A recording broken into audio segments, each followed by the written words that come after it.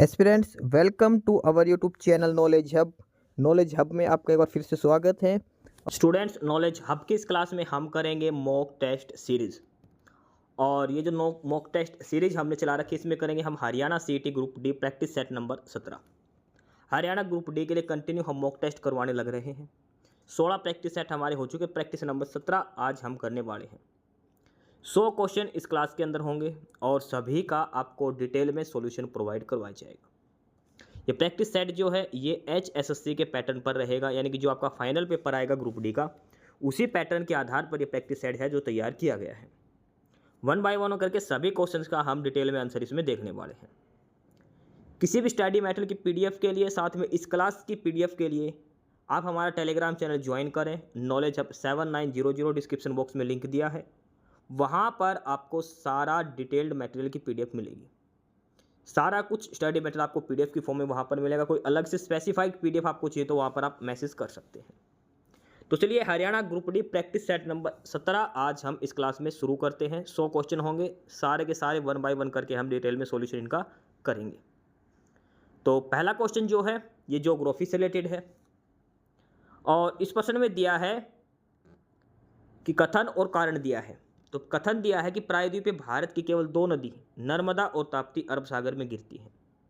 नर्मदा और ताप्ती कहाँ है? अरब सागर में गिरती हैं। कारण दिया है कि ये दोनों रिफ्ट जनरेट करते हैं, यानी कि रिफ्ट वैली से निकलती है, भ्रंश निर्मित है। While all major rivers of peninsular India flows into Bay of Bengal but Narmada and Tapti flows in Arabian Sea. देखो, प्रायद्वीपीय भारत की जो हिंदी में एक लाइन गायब है, इंग्लिश में देखो कि मेन जो नदियाँ हैं वो बंगाल के खाड़ी में गिरती हैं, लेकिन नर्मदा और ताप्ती जो है ये अरब सागर में गिरती हैं और ये रिफ्ट जनरेटेड नदियां हैं। तो बताओ कथन कारण दोनों में से कौन सा सही है? तो इसमें देखो, कथन और कारण दोनों ही सही हैं और कारण जो है कथन की सही व्याख्या करता है। कारण डिटेल दिया है कि प्रायद्वीपीय भारत का सामान्य ढलान पश्चिम से पूर्व की ओर है, जिसके कारण अधिकांश प्रमुख नदियां जैसे गोदावरी, कृष्णा, कावेरी ये सारी बंगाल की खाड़ी में गिरती हैं। लेकिन नर्मदा और ताप्ती जैसी नदियां रिफ्ट वैली यानी कि भ्रंश घाटी से होकर पूर्व से पश्चिम की ओर बहती हैं और अरब सागर में गिरती हैं।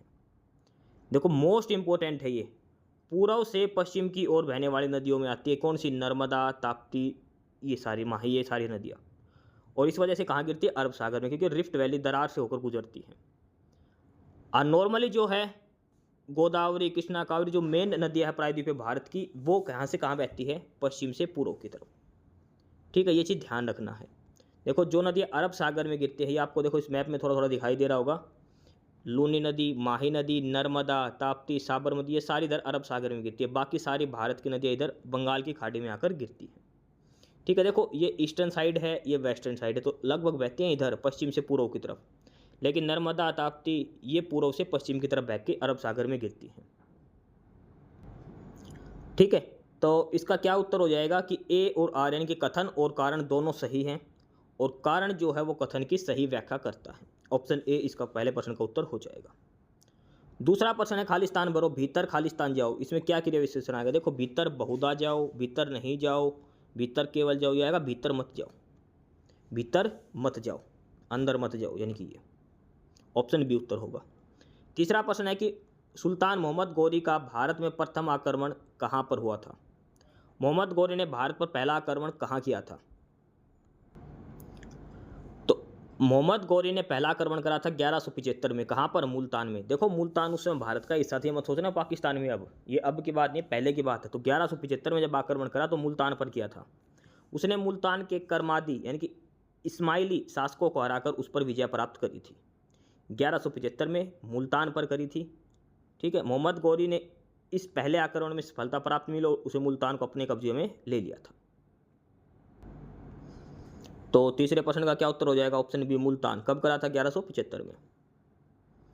चौथा प्रश्न दिया है संघ सरकार के संदर्भ में निम्नलिखित कथनों पर विचार करें। 2 स्टेटमेंट दे रखी, कौन सी सही है वो बतानी है। एन गोपाल स्वामी अयंगकर समिति ने सुझाव दिया था कि प्रशासनिक सुधारों के लिए एक मंत्री और एक सचिव पूर्णतः नामित किया जाए। दूसरा है कि प्रशासनिक सुधार आयोग जो 1966 की संस्तुति पर 1970 में कार्मिक विभाग का गठन किया गया और इसे प्रधानमंत्री के अधीन रखा गया। दोनों में से कौन सा कथन सही है वो बताना है। तो इसमें देखो, पहला कथन जो है वो गलत है। क्या कारण है कि देखो एन गोपाल स्वामी अंगद समिति 1949 ने सिफारिश दी थी कि केंद्र सरकार के विभागों का सुव्यवस्थित किया जाए और मंत्रालयों का पुनर्गठन हो। उसने सिर्फ और सिर्फ मंत्रालयों के पुनर्गठन की बात करी थी, उसने ऐसा नहीं कहा था कि भाई एक मंत्री और एक प्रधान सचिव इनको नियुक्त किया जाए। ये बात किसने करी थी?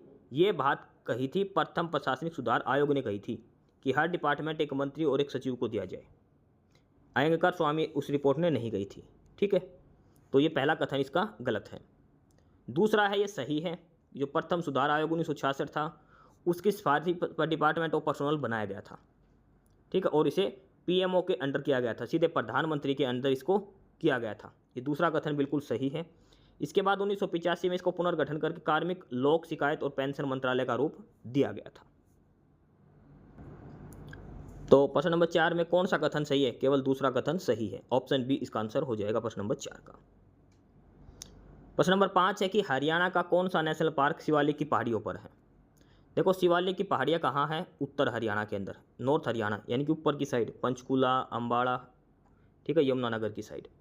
तो वहाँ पर कौन सा नेशनल पार्क है? तो वहाँ पर कालेसर नेशनल पार्क। कहाँ है ये? यमुनानगर के अंदर। तो ऑप्शन डी आंसर हो जाएगा। प्रश्न नंबर 6 है फरीदाबाद में जन्मी ऋचा शर्मा का संबंध किससे है? देखो ऋचा शर्मा एक सिंगर है बॉलीवुड के अंदर। ठीक है, ऑप्शन सी इसका आंसर हो जाएगा प्रश्न नंबर 6 का। क्वेश्चन नंबर 7 है, इंग्लिश का क्वेश्चन है और इसको आपने डायरेक्ट इनडायरेक्ट स्पीच यानी कि नरेशन से रिलेटेड है।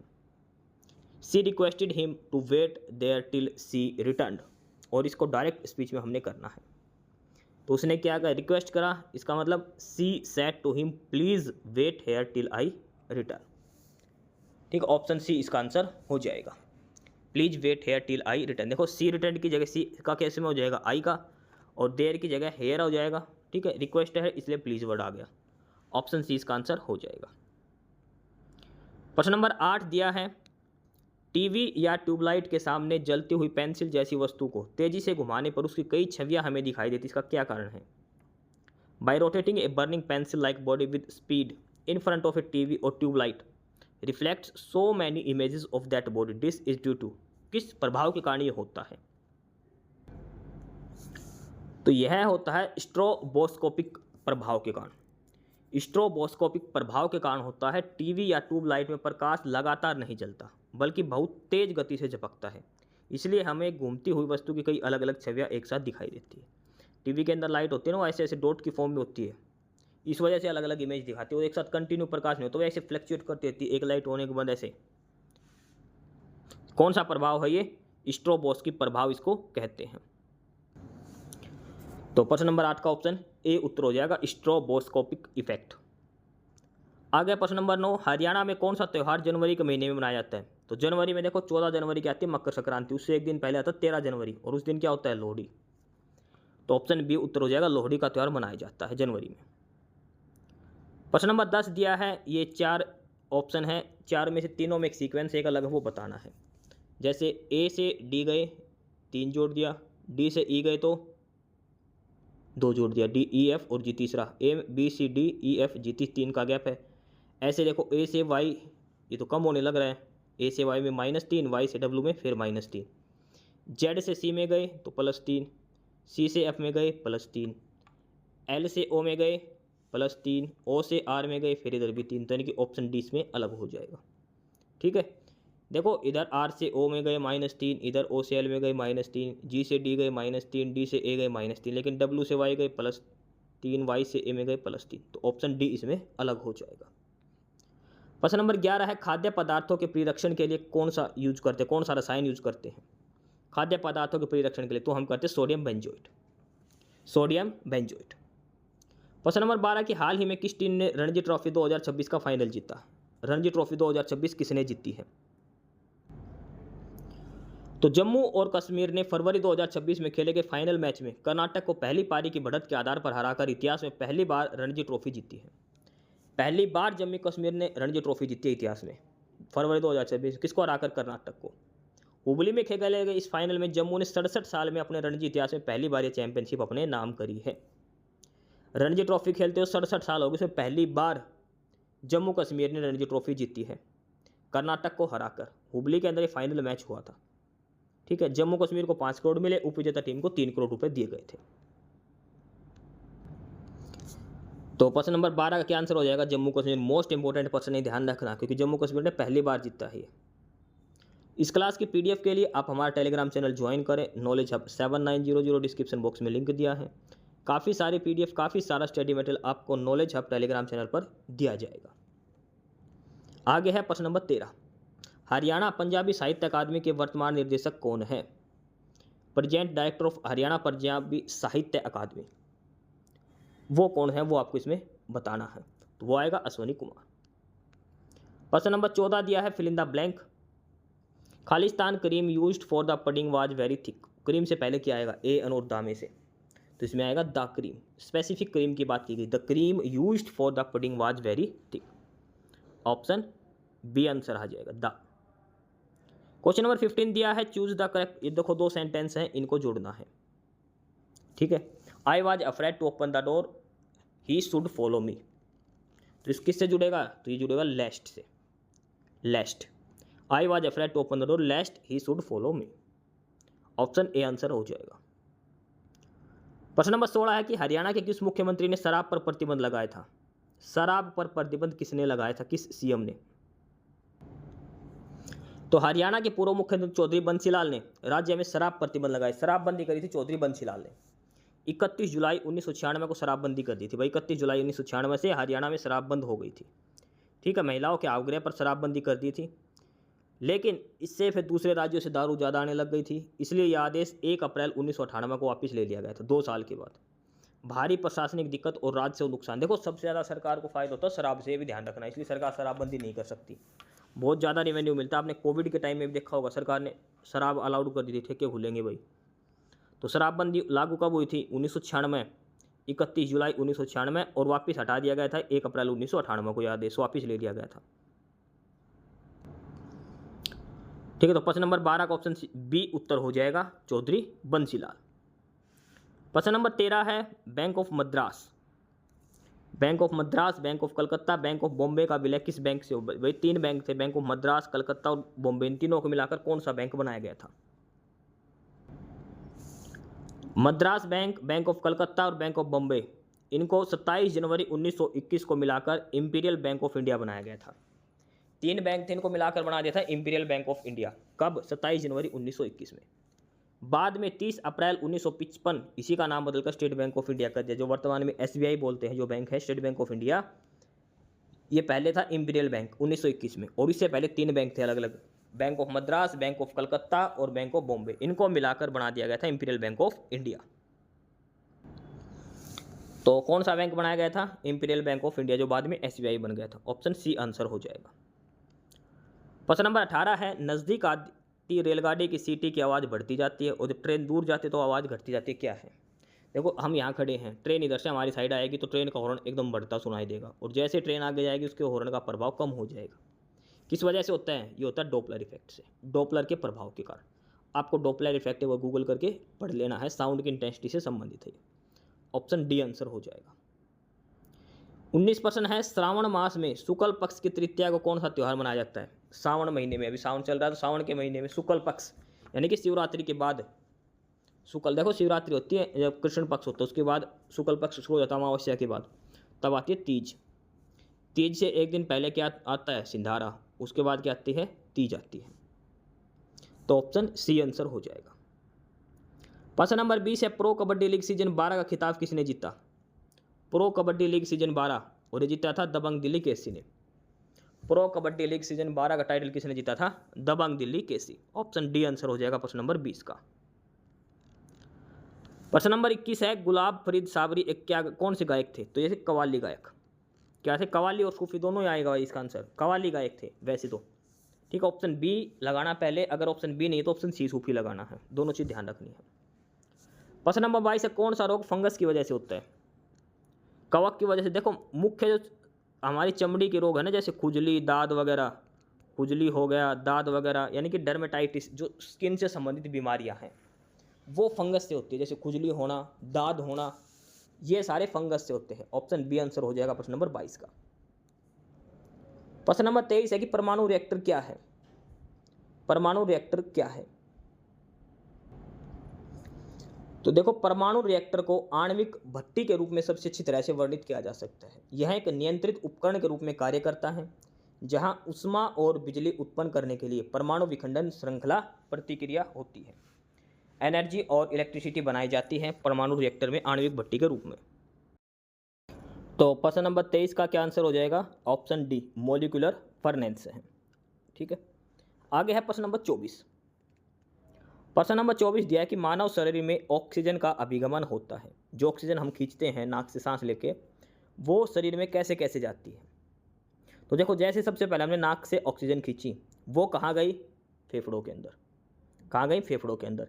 फेफड़ों के अंदर जाके ऑक्सीजन के अंदर क्या खून में मिल जाती है ऑक्सीजन, और जो खून है उसके बाद वो सारे ऊतकों के अंदर, सारे टिश्यूज़ के अंदर खून फ्लो करता है, वहाँ से ऑक्सीजन सप्लाई होती है सारे टिश्यूज़ के अंदर। तो सबसे पहले ऑक्सीजन जाएगी लंग्स के अंदर, लंग्स से वहाँ पे मिलेगी ब्लड के अंदर, ब्लड से जाएगी टिश्यू के अंदर। ऑप्शन सी आंसर हो जाएगा 2, 1, 3, प्रश्न नंबर 24 का। प्रश्न नंबर 25 है कि 200 और 400 के बीच में ऐसी कितनी संख्याएं हैं जो 6 और 5 दोनों से विभाज्य है? ऐसी संख्या बताओ जो 6 और 5 दोनों से भाग हो। तो 6 और 5 से भाग होने वाली संख्या, यानी कि 6 और 5 का एलसीएम कितना आएगा? 30। यानी कि जो संख्या 6 और 5 दोनों से भाग होगी, इसका मतलब वो 30 से भाग होगी। सीधा से बात है भाई, दो संख्या आगे, अब 30 का मल्टीपल ले लो 60, ये भी 6 और 5 से भाग होगी, 90 भी। इसके अलावा और कोई संख्या नहीं है जो 6 और 5 दोनों से भाग होती हो। जो संख्या 6 और 5 के से भाग होगी वो मतलब 30 से भाग होगी, 30 का मल्टीपल मिलेगा। तो 200 से 400 के बीच में 30 का मल्टीपल 210, फिर 240, 270, 30 जोड़ते जाओ इसमें, 300, 330, 360 और 390। कितनी संख्याएं हो गई? 1, 2, 3, 4, 5, 6, 7। तो 200 से 400 के बीच में 7 संख्याएं हैं जो 6 और 5 दोनों से भाग होती है। ऑप्शन डी उत्तर हो जाएगा प्रश्न नंबर 25 का।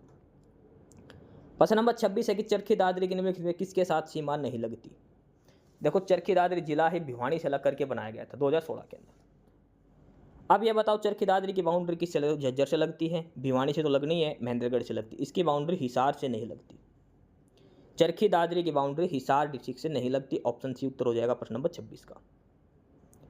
प्रश्न नंबर 27 CFL जो हम घरों में यूज करते हैं उसकी फुल फॉर्म क्या है? घरों में हम बल्ब लगाते हैं CFL वाइट वाला, तो CFL की फुल फॉर्म क्या होती है? Compact fluorescent lamp. Compact fluorescent lamp, option C answer होगा। प्रश्न नंबर 28 है, विनीता और निकिता बहनें हैं। विनीता और निकिता ये दोनों बहन हैं। विनय वो निकिता के पिता यानी कि इन दोनों का फादर है। उसकी बहन, इसके बाप की बहन का बेटा क्या नाम है उसका? विनय नाम है। देखो, विनीता और निकिता के बाप की बहन यानी कि क्या लगेगी? इसकी बुआ लगेगी, और बुआ का बेटा हो गया ये।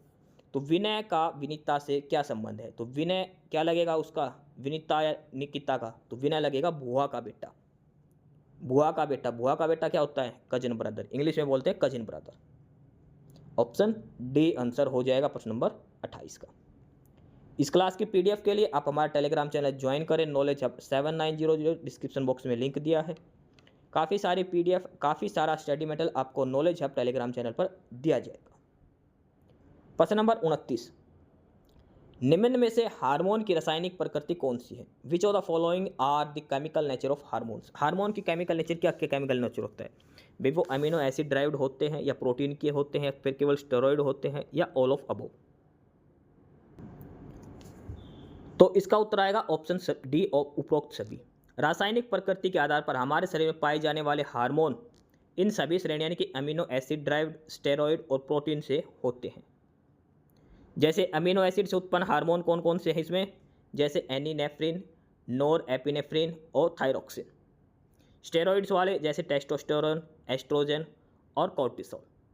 और लास्ट प्रोटीन या पेप्टाइड, ये होते हैं जैसे इंसुलिन, ग्लूकॉन और ग्रोथ हार्मोन। तो हार्मोन जो होते हैं हमारे शरीर के अंदर, उनमें तीनों ही प्रकृति पाई जाती है। अमीनो एसिड ड्राइव्ड भी होते हैं, स्टेरॉइड भी होते हैं और प्रोटीन पेप्टाइड भी होते हैं। तो प्रश्न नंबर 29 का ऑप्शन डी आंसर हो जाएगा प्रश्न नंबर 29 का। प्रश्न नंबर 30 दिया है, अभी हाल ही में किस राज्य ने देश की पहली AI यूनिवर्सिटी खोलने की घोषणा करी है? AI यूनिवर्सिटी कौन सा राज्य खोलेगा? तो देखो अलग अलग राज्यों ने अलग अलग आधार पर एआई यूनिवर्सिटी खोलने की बात करी। सारी चीज़ें दिखा देता हूँ मैं इसमें आपको। ठीक है, विभिन्न समय पर अलग अलग राज्यों ने यहाँ अपने देश के पहले एआई यूनिवर्सिटी की घोषणा करी है। सबसे पहले जुलाई 2026 की बात करें अभी, तो कर्नाटक सरकार में बेंगलोर, कर्नाटक के अंदर बेंगलोर में पहली सरकारी एआई यूनिवर्सिटी खोलने की घोषणा करी है। समझ गए, सरकारी एआई यूनिवर्सिटी कर्नाटक बेंगलोर की बात हुई है। इससे पहले आंध्र प्रदेश के अमरावती में खुलेगी एक। भाई कर्नाटक में तो अभी की बात जुलाई 2026, इससे पहले बात हुई थी आंध्र प्रदेश के अमरावती में। और ये मिलेगी एनवीडिया के सहयोग से, एनवीडिया के सहयोग और NIELIT के सहयोग से एआई यूनिवर्सिटी बनेगी। इसके अलावा उत्तर प्रदेश के उन्नाव में पहली AI university multi disciplinary university खुल चुकी है।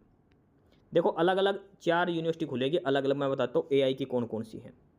अगर ये पूछे कि पूरी सरकारी की सरकारी सारा काम सरकार संभालेगी, तो वो जुलाई 2026 में घोषणा हुई कर्नाटक के बेंगलोर के अंदर। एनवीडिया के सहयोग से बनी है, ये बनी है आंध्र प्रदेश के अंदर। ठीक है, पहले क्वांटम और एआई यूनिवर्सिटी फरवरी 2026 की बात है। उत्तर प्रदेश के अंदर एआई से रिलेटेड ही है ये, और ये है एआई सनवरी मल्टी डिसिप्लिनरी यूनिवर्सिटी। और महाराष्ट्र में ये प्राइवेट एआई यूनिवर्सिटी खुलेगी। देखो गवर्नमेंट, प्रॉपर गवर्नमेंट खुलेगी कर्नाटक बेंगलोर में, प्राइवेट खुलेगी महाराष्ट्र के अंदर, और गवर्नमेंट प्लस प्राइवेट यानी कि एनवीडिया के सहयोग से वो खुलेगी आंध्र प्रदेश की। ठीक है, ये 3 ध्यान रखने हैं। और उत्तर प्रदेश की उन्नाव में है, ये मल्टी डिसिप्लिनरी यूनिवर्सिटी खुलेगी। तो इसमें से सही आंसर क्या हो जाएगा? आंध्र प्रदेश के अमरावती वाली। ठीक है, आंध्र प्रदेश अमरावती, ये फरवरी 2026 की बात है, एनवीडिया के सहयोग से खुलेगी यहाँ पर। ऑप्शन सी आंसर हो जाएगा। सवाल नंबर 31 दिया है, 2 धनात्मक संख्याओं का जोड़ उनके वर्गों के जोड़ का 20% है और उनके वर्गों के अंतर का 25% है। यदि संख्या x और y है तो x प्लस वाई अपॉन में एक्स स्क्वायर का मान बताओ। भाई 2 संख्याएं x प्लस वाई, इनका जोड़ क्या कह रखा है कि एक बार इनके धनात्मक, अगर इनका जोड़ करे स्क्वायर का तो उसका 20%, और X square minus Y square करे तो इसका 25% है। ठीक है, तो हमसे पूछा है x प्लस वाई अपॉन में एक्स स्क्वायर बताना है कि क्या आएगा। 2 धनात्मक संख्याओं का जोड़ है, वर्गों के योगफल का 20% और वर्गों के अंतर का 25%। संख्या है x प्लस वाई, उनका जोड़ दे रखा है। x प्लस वाई किसके बराबर है? X square plus Y square का 20%। 20% होता है 20/100 यानी कि 1/5। आर पार गुणा करेंगे तो 5 इंटू एक्स प्लस वाई किसके बराबर आ जाएगा? X square plus Y square के। ये आ गई पहली इक्वेशन। समझ गए भाई, x प्लस वाई बराबर 20% दे रखा है x square plus Y square के। यहाँ से आ गया X square plus Y square बराबर 5 इंटू एक्स प्लस वाई। दूसरी इक्वेशन में दे रखा है कि x प्लस वाई जो है वो X square minus Y square का 25% के बराबर है। 25% यानी कि 25/100 यानी कि 1/4। फिर आर पार गुणा करेंगे तो यहाँ से आएगा x square minus Y square किसके बराबर? 4 इंटू में एक्स प्लस वाई। ये इक्वेशन 2 बन गई। और इक्वेशन ए है x square plus Y square बराबर 5 इंटू एक्स प्लस वाई। दोनों इक्वेशन जोड़ेंगे जब हम, देखो ये दोनों इक्वेशन अगर हम जोड़ते हैं तो यहाँ पे वाई स्क्वायर से वाई स्क्वायर कट जाएगा। एक्स स्क्वायर जमा एक्स स्क्वायर क्या हो जाएगा? 2x स्क्वायर बराबर 5 और 4 9 एक्स प्लस वाई। ये हमारा बन जाएगा एक इक्वेशन। और दोनों को जोड़ने पर हमसे पूछा है x प्लस वाई अपॉन में एक्स स्क्वायर, ये हमसे मांगा गया है। तो ये एक्स स्क्वायर नीचे आ जाएगा, ये 9 नीचे चला जाएगा, कितना बन जाएगा? 2/9। यही हमसे पूछा गया है। देखो x और y की अलग अलग वैल्यू निकालने के चक्कर में मत बढ़ना, क्वाड्रेटिक इक्वेशन है, लंबा हो जाएगा। हमसे डायरेक्ट जो वैल्यू पूछी गई वो निकालनी है। तो x प्लस वाई अपॉन में एक्स स्क्वायर कितना आ जाएगा? 2/9 के बराबर। तो सवाल नंबर 31 का ऑप्शन डी आंसर हो जाएगा 2/9। प्रश्न नंबर 32 दिया है कि किसी भाषा में पिंक को लिखा गया है 25 और हियर को लिखा गया है 16, तो फेल को कैसे लिखा जाएगा? देखो पिंक को लिखा PINK, पी की वैल्यू 16, आई की 9, एन की 14, के की 11, जोड़ेंगे तो कितना बढ़ेगा? 50। लेकिन देख इसके रखा है बराबर 25 के बराबर, यानी कि इसका आधा कर दिया। जो प्लेस वैल्यू है, जैसे P है 16 नंबर पर, आई है 9 पर, उनको जोड़ दिया, उसका आधा कर दिया जोड़ का। हियर दे रखा है H है 8 पर, E 5 पर, A 1 पर, R 18 पर, टोटल बन गया 32। लेकिन देख इसके बराबर रखा है 16 पर, यानी कि 32/2 के। ऐसे ही फेल में F 6 पर, A 1, I 9, L 12, टोटल बन गया 28। तो 28 का आधा करें कितना आएगा? 14। तो फेल को कैसे लिखा जाएगा? 14 के रूप में लिखा जाएगा। तो प्रश्न नंबर 32 का क्या आंसर हो जाएगा? Option B 14।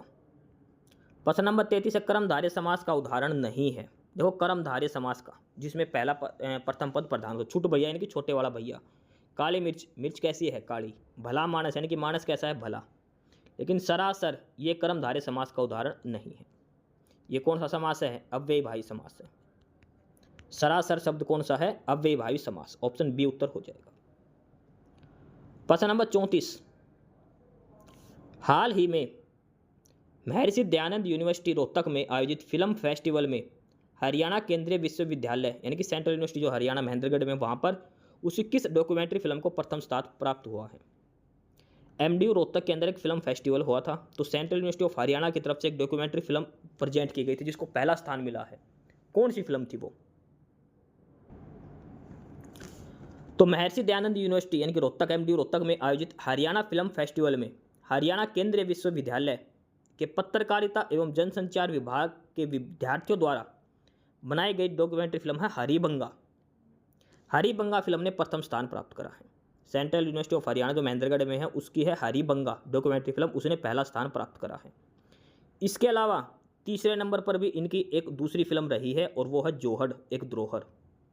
जोड़ एक द्रोहर, ये एक और फिल्म थी सेंट्रल यूनिवर्सिटी ऑफ हरियाणा, इसको तीसरा स्थान मिला है।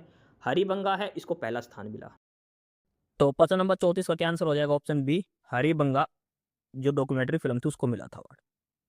आगे है प्रश्न नंबर 35, महेंद्रगढ़ जिले के कहाँ पर जनवरी और फरवरी में खेमांग देवता की स्मृति में मेले का आयोजन होता है? तो खेमांग देवता का मेला लगता है सेड़ंग के अंदर। सेड़ंग महेंद्रगढ़ डिस्ट्रिक्ट के अंदर है। क्वेश्चन नंबर 36 है, आपको अपोजिट वर्ड बताने की एंटोनियम बताना है आपको। ठीक है, एंटोनियम किस वर्ड का? जेन्युइन का। जेन्युइन मतलब होता है रियल, ओरिजिनल। ठीक है, और इसका एंटोनियम होगा काउंटरफेक। काउंटरफेक का मतलब होता है नकली, जाली। ठीक है, जेन्युइन का मतलब होता है रियल, ओरिजिनल। जेन्युइन का सिनोनियम पूछे तो एनफाइंड और स्टर्लिंग, ये दोनों जेन्युइन के सिनोनियम है। ऑप्शन सी और डी वाले ये इसके सिनोनियम है जेन्युइन वर्ड के। और इसका एंटोनियम पूछा तो एंटोनियम हो जाएगा काउंटरफेट। ऑप्शन बी इसका आंसर हो जाएगा। प्रश्न नंबर 37 है कि फरीदाबाद मंडल में कौन सा जिला आता है? देखो 6 मंडल है, पेपर में प्रश्न जरूर पूछा जाएगा। 6 मंडल है, किस मंडल में कौन सा जिला है ध्यान रख के जाना है। फरीदाबाद के अंदर नू डिस्ट्रिक्ट जो हो फरीदाबाद मंडल के अंदर आता है। महेंद्रगढ़ आता है, गुड़गांव के अंदर आता है, झज्जर आता है, रोहतक वाले के मंडल के अंदर आता है। ठीक है, ये सारे आपको ध्यान रखने हैं। प्रश्न नंबर 38 है, ये संख्याएं बतानी है, जैसे 3, 6 और 18 ऐसे एक ग्रुप बना रखा 5, 7 और 35। तो जिस पैटर्न पर 2 ग्रुप बने हैं उसी पैटर्न पर एक इनमें से भी बना हुआ है, वो बताओ। तो यहाँ पे देखो पहली और दूसरी संख्या गुणा करके तीसरी संख्या आ गई। 3 गुणा 6 18, 5 गुणा में 7 35, 12 गुणा में 8 तो 96 होना था, इसलिए ऑप्शन ए गलत है।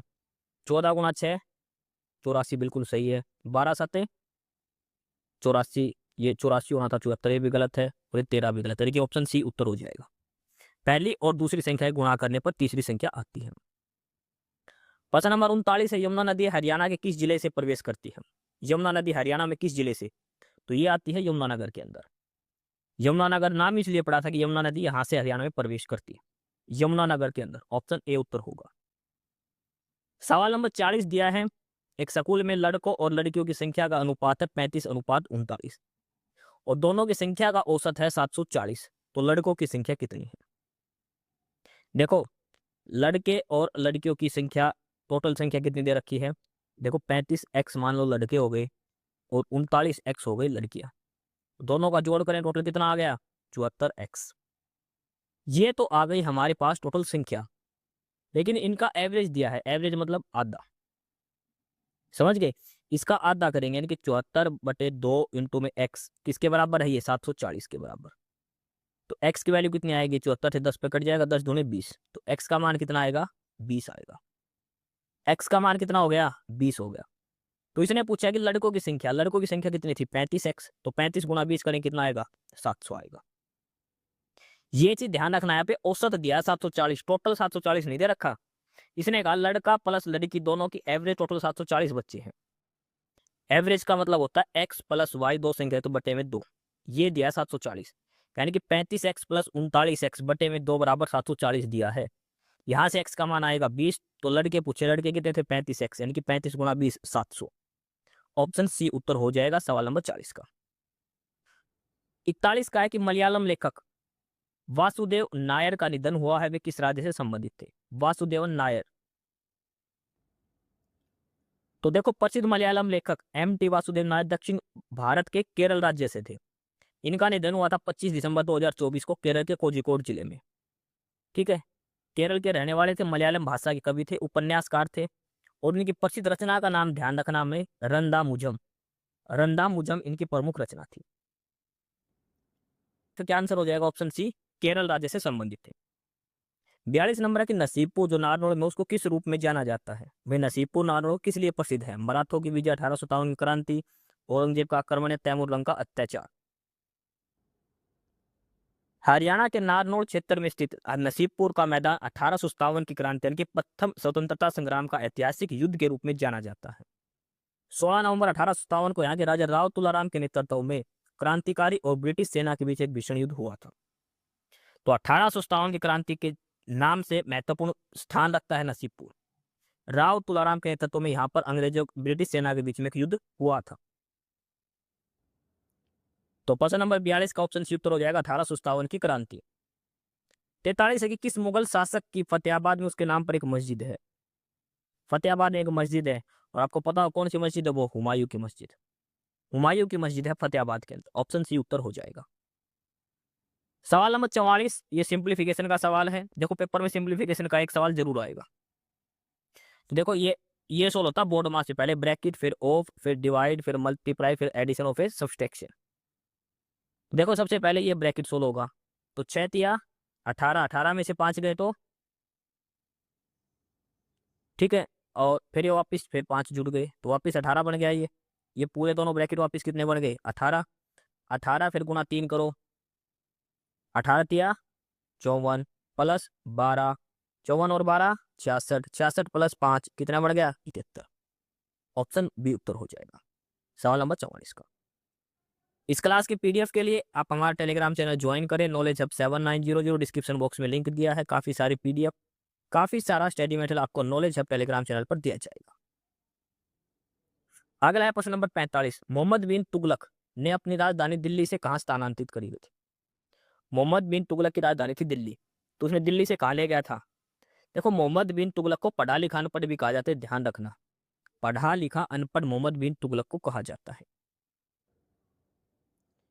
मोहम्मद बिन तुगलक 1327 में अपनी राजधानी दिल्ली से दौलताबाद, जिसे पहले देवगिरी कहा जाता, वर्तमान महाराष्ट्र में है, वहां पर स्थानांतरित करी थी। दिल्ली से दौलताबाद यानी कि महाराष्ट्र में ले गया था, देवगिरी में 1327 में। क्यों बदला था? कि देवगिरी साम्राज्य के बीचों बीच था। दूसरा है कि दक्षिण भारत पर नियंत्रण करना चाहता था, उत्तर और दक्षिण दोनों पर।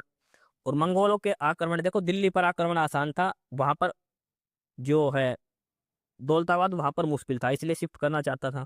लेकिन दिल्ली से लोग दूर तक पैदल यात्रा करनी मुश्किल हो गई, पानी की कमी थी, प्रबंध ना होने से यह योजना विफल हो गई और उसके बाद वापस ये दिल्ली अपनी राजधानी इसने बना ली थी। पढ़ा लिखा अनपढ़ इसलिए कहते इसके सारे प्रोग्राम फेल हो गए थे। दिल्ली से दौलताबाद सही ले गया था मंगल के आक्रमण से बचने के लिए, लेकिन वहां पर लोग जा नहीं पाए, पैदल की वजह से, पानी की कमी, मैनेजमेंट की कमी थी, इस वजह से।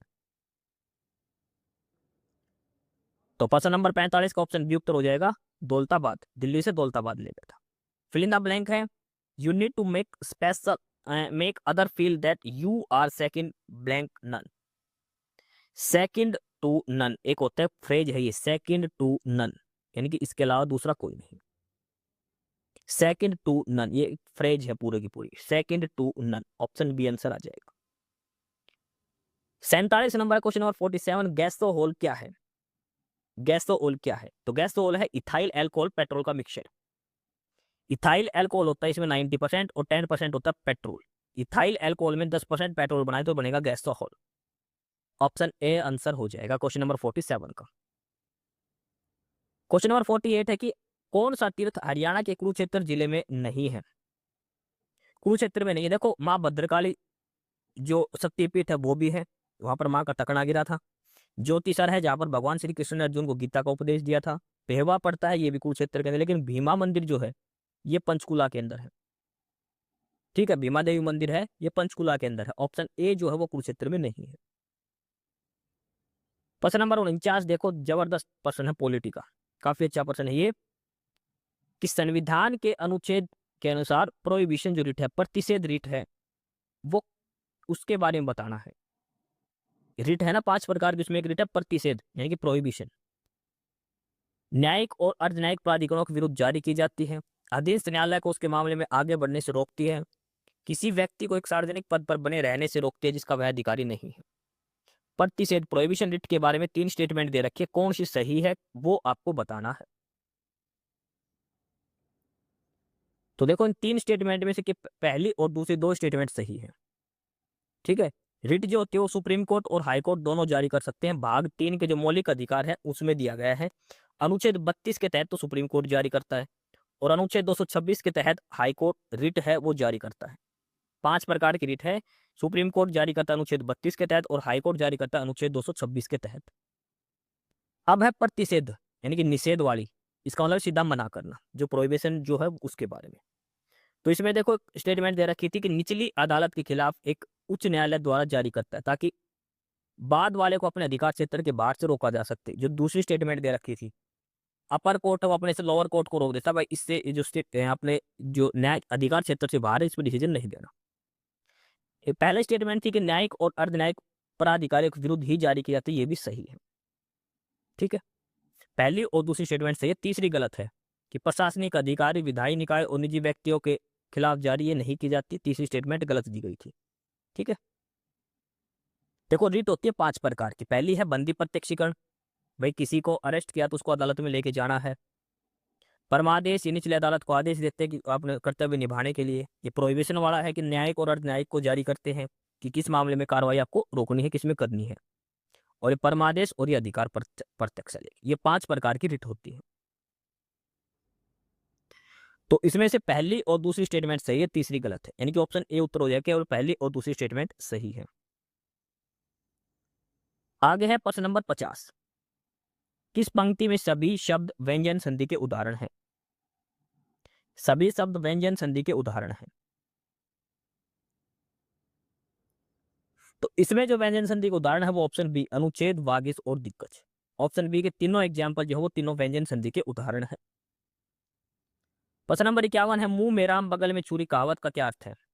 मुंह में राम बगल में छुरी यानी कि देखने में सज्जन और हृदय से कपटी, यानी कि मित्र, मतलब ऐसा है कि दिखने में तो ऐसा लगेगा कि इतना सज्जन आदमी अच्छा है, लेकिन उसके हृदय में नकारात्मक भाव होते हैं। ऑप्शन सी उत्तर हो जाएगा प्रश्न नंबर 51 का। प्रश्न नंबर 52 है कि 2035 महिला फीफा वर्ल्ड कप, जो फुटबॉल का महिलाओं का विश्व कप होगा 2035 का, उसके लिए बोली किस किस देश ने लगाई है? भाई कौन सा देश आयोजन करेगा, उसके लिए बोली लगती है, तो किस किस देश ने इसके लिए बोली लगाई है? 2035 फीफा महिला विश्व कप की मेजबानी के लिए यूनाइटेड किंगडम यानी कि इंग्लैंड, स्कॉटलैंड, वेल्स और उत्तरी आयरलैंड ने संयुक्त रूप से एकमात्र वैध बोली लगाई। देखो यूनाइटेड किंगडम ऑप्शन में आएगा तो पूरा एक है, अदरवाइज 4 देश इसके अंदर, इंग्लैंड, स्कॉटलैंड, वेल्स और नॉर्दर्न आयरलैंड। ठीक है, ये चारों नाम ध्यान रखने हैं, यूनाइटेड किंगडम या फिर इंग्लैंड, स्कॉटलैंड, वेल्स और उत्तरी आयरलैंड। तो प्रश्न नंबर 52 का क्या उत्तर हो जाएगा? Option C, England, Scotland, Wales और यूके, यूनाइटेड किंगडम तो सारा ही है ये। ठीक है, प्रश्न नंबर 53 है कि कर्म की दृष्टि से कौन सा वाक्य सही है? देखो 4 वाक्य है, तो इसमें देखो सबसे पहले कर्ता आएगा, फलों का, देखो फल रस पीजिए शीतल फलों का, शीतल फलों का, देखो फल शीतल नहीं है, रस शीतल होना चाहिए, फलों का शीतल रस पीजिए। ऑप्शन सी उत्तर आएगा, फलों का शीतल रस पीजिए। ऑप्शन सी उत्तर आएगा 53 नंबर का। 54 है, ये वर्ड है SEQUEL और इसको मिरर इमेज क्या बनेगी? इस साइड रखेंगे मिरर, दाई साइड रखेंगे तो देखो पहले तो ये देखो मिरर इमेज बनाए तो सारे लेटर उल्टे हो जाएंगे। इसमें देखो ई सीधा दिया है, ये गलत, इसमें भी ई सही दिया है, ये भी गलत हो गया, 2 ऑप्शन कट गए। इसमें देखो क्यू, देखो क्यू ऊपर की साइड दे रखा है, बल्कि हमें मिरर रखना है इस साइड, राइट हैंड साइड, तो ये ऊपर नहीं आएगा, तो ऑप्शन डी बच जाएगा। सारा कुछ देखने की जरूरत नहीं है। ठीक है, ऑप्शन डी उत्तर आ जाएगा इसका। आगे कि जल में आसानी से क्या घुलता है? कार्बन, अमोनिया, नाइट्रोजन या फिर आयोडीन। तो इनमें से जल में आसानी से घुलता है अमोनिया, NH3। NH3 में जब पानी मिलता है H2O तो ये क्या बनाता है? NH4OH। ठीक है, जल में आसानी से घुलता है अमोनिया। ऑप्शन सी उत्तर हो जाएगा 55 नंबर का। प्रश्न नंबर 56 कि हाल ही में कौन सा राज्य ड्रग कंट्रोल विभाग पहल शुरू करने जा रहा है? Which state in recently set to launch drugs control department initiative? तो देखो केरल सरकार ने अपनी मयांगिला केरलम अभियान के तहत भारत का पहला सार्वजनिक anti drug intelligence portal launch किया है। केरल सरकार ने किया, क्या नाम है, मयांगिल्ला केरलम अभियान। Anti drug intelligence portal launch किया है, जिसके माध्यम से आम नागरिक नशीली पदार्थों की बिक्री और उपयोग की जानकारी गोपनीय रूप से साझा कर सकता है। यानी कि किसी को खबर मिले तो वहाँ पर बता सकता है कि वहाँ पर ड्रग्स वगैरह मिलते हैं, उसको रोकने में मजबूती मिलेगी और ये गोपनीय रूप से उसकी पहचान उजागर नहीं की जाएगी। इसके अलावा कर्नाटक ने भी हाल ही में अमानक दवाएं और एनडीपीएस के दुरुपयोग को रोकने के लिए एकीकृत ड्रग्स मॉनिटरिंग पोर्टल शुरू किया है। तो प्रश्न नंबर 56 का क्या उत्तर आएगा? Option A. केरल राज्य ने अभी एंटी ड्रग जो कंट्रोल डिपार्टमेंट वो पोर्टल लॉन्च किया है। ऑप्शन 56 का ऑप्शन ए उत्तर हो जाएगा प्रश्न नंबर 56 का। इस क्लास के पीडीएफ के लिए नॉलेज है टेलीग्राम चैनल ज्वाइन करें, डिस्क्रिप्शन बॉक्स में उसका लिंक दिया गया है। सवाल नंबर 57। डेविड ने एक वस्तु खरीदी, उसको अंकित मूल्य क्रय मूल्य से 10% अधिक रखा, 5% की छूट देकर उसको 12.87 का लाभ हुआ, तो वस्तु का वास्तविक क्रय मूल्य क्या होगा? देखो 100 रुपए की वस्तु खरीदी, क्रय मूल्य उसका 100 रुपए था मान लो, एमआरपी जो है इसने 10% ज्यादा रख दिया, तो 100 का 10% 10, यानी कि एमआरपी कितना हो गया? 110। 100 रुपए की चीज का उसने 110 रुपए रेट रख दिया, 5% की छूट दे दी, तो 110 का 5% करेंगे तो 11 5 55, यानी कि 5.5 रुपए की उसने छूट दे दी। 100 रुपए की चीज 110 एमआरपी करके 5.5 की छूट दे दी, तो 110 की चीज 5.5 की छूट दी तो कितने में बिकेगी? 104.5 रुपए की। तो 100 की चीज 104.5 रुपए में बेची, कितने का लाभ हुआ? 4.5 रुपए का। 4.5 की वैल्यू किसके बराबर दे रखी है? 12.87 की। तो हमें वस्तु का क्रय मूल्य बताना है, तो देखो 4.5 दे रखा 12.87 की, तो एक की वैल्यू कितनी हो जाएगी? 4.5 गुणा में 100, ये काटेंगे तो कितने पे कटेगा? 2.56 पर। 2.56 100 से 2.8 पे कटेगा, 286 उत्तर आएगा इसका, ऑप्शन बी। ठीक है, गुणा करके देख लेना, तरीका यही है, 12.87 बटे 4.5 गुणा में 100। प्रश्न नंबर 58 है, जिंक से एक बर्तन पर विद्युत लेपन में क्या करते हैं? In the process of electroplating utensil by zinc, भाई बर्तन के ऊपर जिंक की प्लेट चढ़ाते हैं तो उसमें किसको कैथोड बनाते हैं, किसको एनोड बनाते हैं, वो बताना है। देखो किसी बर्तन पर जिंक का इलेक्ट्रोप्लेटिंग करने के लिए बर्तन को कैथोड बनाया जाता है और शुद्ध जिंक की छड़ को एनोड बनाया जाता है। इस प्रक्रिया में जिंक सल्फेट जैसे जिंक लवण के जलीय विलयन को विद्युत अपघटन के इलेक्ट्रोलाइट के रूप में प्रयोग करते हैं। जिंक सल्फेट एक इलेक्ट्रोलाइट, एक घोल होता है, उसके अंदर एक कैथोड रे होती है, वो बर्तन की होती है, एनोड रे होती है, जिंक की होती है। एनोड पॉजिटिव चार्ज होता है, कैथोड नेगेटिव चार्ज होता है, ध्यान रखना। बर्तन को अच्छी तरह साफ करके तेल या धूल हटाई जाती है। साफ किए गए बर्तन को बैटरी के नेगेटिव चार्ज से जोड़ते हैं, जिंक को पॉजिटिव से जोड़ते हैं। घोल होता है जिंक सल्फेट ZnSO4। बिजली का प्रवाह करता है तो एनोड से जिंक घुलकर घोल में आ जाता है। घोल से जिंक के कण बर्तन की सतह पर जमा होते हैं। इससे क्या होता है? बर्तन पर जंग नहीं लगती, बर्तन की चमक बढ़ जाती है। ये सारी चीजें ध्यान रखना। तो इसमें पूछा है कि नेगेटिव चार्ज किस पे होता है? बर्तन पर, और पॉजिटिव चार्ज होता है जिंक के ऊपर। ठीक है, कैथोड होता है नेगेटिव चार्ज और एनोड होता है पॉजिटिव चार्ज, ये भी ध्यान रखना है। सवाल नंबर 59 है, ये सोल्व करना है, गणित का सवाल है ये। साइन 23 डिग्री, कोस 67 डिग्री, टेन 45। देखो टेन और कोट 45 तो एक होता है, तो ये दो तो हटा ही दो। टेन और कोट 45 डिग्री एक होता है, दो तो हट गई। साइन 23 को हम कैसे लिख सकते हैं? साइन 90 माइनस 67 लिख सकते हैं, 90 में से 67 गया 23 आएगा। Sine 90 minus theta cos theta, यानी कि कोस 67। कोस 67 गुणा में कोस 67 क्या हो गया? Cos square 67। ऐसे ये कोस 23 है तो इसको लिख सकते हैं कोस 90 माइनस 67, कोस 90 माइनस थीटा साइन 67, तो ये क्या बन जाएगा? Sine square 67 degree.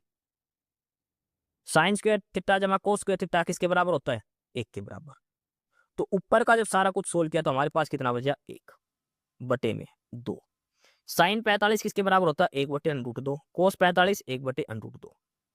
1 बटे √2 गुना 1 बटे √2 करें, क्या बनेगा? 1/2। और इसको आगे पहले से गुणा कर, 2 से 2 कट गया, 1/1, यानी कि ऑप्शन सी उत्तर आएगा। इस सारा इक्वेशन सोल्व करेंगे तो ऑप्शन सी यानी कि 1 हमारा उत्तर बचेगा इसमें। ठीक है, प्रश्न नंबर 59 का। प्रश्न नंबर 7 का है, ये बताना यहाँ पर कौन सी इमेज आएगी। अब देखो ये आकृति जैसे ही हम फुलफिल करेंगे तो सेम यहाँ पर ऐसे पैटर्न बनेगा, एक इधर से, एक इधर से, एक इसके बीचों बीच से, ठीक है, और एक इधर से आके इधर जुड़ जाएगी लास्ट में, और एक इसके बीचों बीच लंबी लाइन है, ये इसके ऐसे जुड़ जाएगी। अब इसमें से देखना है वो कौन सी एक लाइन बनेगी।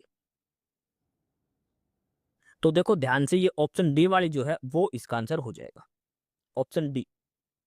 ठीक है। प्रश्न नंबर 61 है, 1 नैनोमीटर किसके बराबर होता है? नैनोमीटर होता है 10⁻9 के, -6 होता है माइक्रो के, -10 होता है एंगस्ट्रोम, और -3 होता है मिलीमीटर के। ये ध्यान रखना है, 10⁻9 होता है कि नैनोमीटर के। ऑप्शन ए उत्तर हो जाएगा प्रश्न नंबर 61 का। प्रश्न नंबर 62 है कि हरियाणा के कौन से मुख्यमंत्री उप प्रधानमंत्री बने? Which CM of Haryana become deputy prime minister of India? तो हरियाणा के पूर्व मुख्यमंत्री चौधरी देवीलाल भारत के उप प्रधानमंत्री बने थे। देखो सीएम रहे थे 2 बार, 1977 से 79, 1977 से 79 और 87 से 89 तक। उप प्रधानमंत्री बने थे 89 से 91 तक। ठीक है। प्रधानमंत्री वीपी सिंह और चंद्रशेखर के मंत्रिमंडल में इन्होंने उप प्रधानमंत्री का पद संभाला था। इनको ताऊ देवीलाल कहा जाता है। 2 बार ये उप प्रधान, 2 सीएम, 2 प्रधानमंत्री थे उस समय, ये उप प्रधानमंत्री बने थे। हरियाणा के सीएम भी 2 बार रह चुके थे।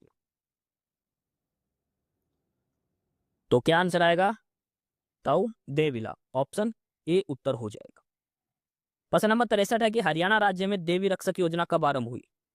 देवी रक्षक योजना ये हुई थी 2 अक्टूबर 2003 को। 2 अक्टूबर 2003 काफी इंपोर्टेंट प्रश्न है, ये ध्यान रखना है। प्रश्न नंबर 64 है, किसे लोग हरियाणा का कालिदास कहते थे प्यार से? किसे हरियाणा का कालिदास? और वो कहा जाता है दीपचंद बहमन को। दीपचंद बहमन को हरियाणा का कालिदास का, एचटेट के पेपर में पूछा गया थे प्रश्न, तो ऑप्शन सी उत्तर हो जाएगा। प्रश्न नंबर 65 दिया, अचानक खालिस्तान त्याग कर चल देना ठीक नहीं है, तो क्या आएगा? देखो अचानक थोड़ा बहुत त्याग कर चल देना गलत है। लाल लोटा डोरी भला हुआ था घर द्वार, इन्होंने सारा घर बार छोड़ के चला गया। अचानक घर बार छोड़कर चले जाना ठीक नहीं है। देसी भाषा में घर बार बोलते हैं, वैसे शुद्ध होता है घर द्वार। अचानक घर द्वार त्याग कर चले जाना ठीक नहीं है। घर द्वार छोड़ कर जाना मतलब सब कुछ छोड़ जाना। ऑप्शन डी उत्तर हो जाएगा। प्रश्न नंबर 66 है, select the grammatically correct sentence. 4 sentence दे रखे, कौन सा ग्रामर की दृष्टि से सही है वो बताना है।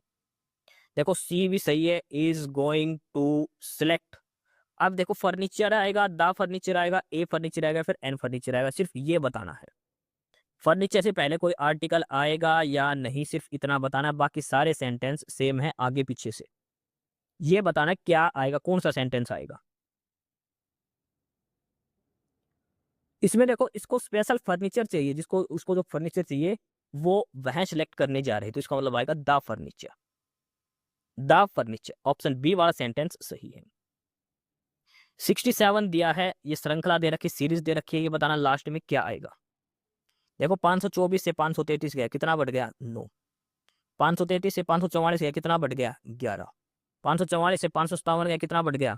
13। 9 11 13 आगे क्या बढ़ेगा? 15। कितना बनेगा? 557 जमा 15 करेंगे तो 572। ऑप्शन डी हमारा उत्तर हो जाएगा। 9 11 13 15 ऐसे ये विषम संख्याओं का गैप इसमें दिया गया है। प्रश्न नंबर 68 है, NaCO एक संस्था है, इसका संबंध किस चीज से है? NaCO का संबंध किस चीज से है, कौन सी बीमारी से है? देखो NaCO का मतलब है National AIDS Control Organisation. National AIDS Control Organisation, और यह है Ministry of Health and Family Welfare department के अंदर। HIV एड्स को कंट्रोल करने की इसकी जवाबदारी होती है, इसलिए ऑप्शन सी है एड्स वो सही आंसर होगा। NaCO National AIDS Control Organisation. तो किससे संबंधित है NaCO? एड्स बीमारी से, एक्वायर्ड इम्यूनोडेफिशिएंसी सिंड्रोम। आगे है प्रश्न नंबर 69, धात्री नई धातर लेकर आई है, इसमें धात्री और धातर शब्द का सर्वाधिक उपयोग। देखो धात्री और धातर शब्द का क्या अर्थ है वो बताना है। धात्री और धातर,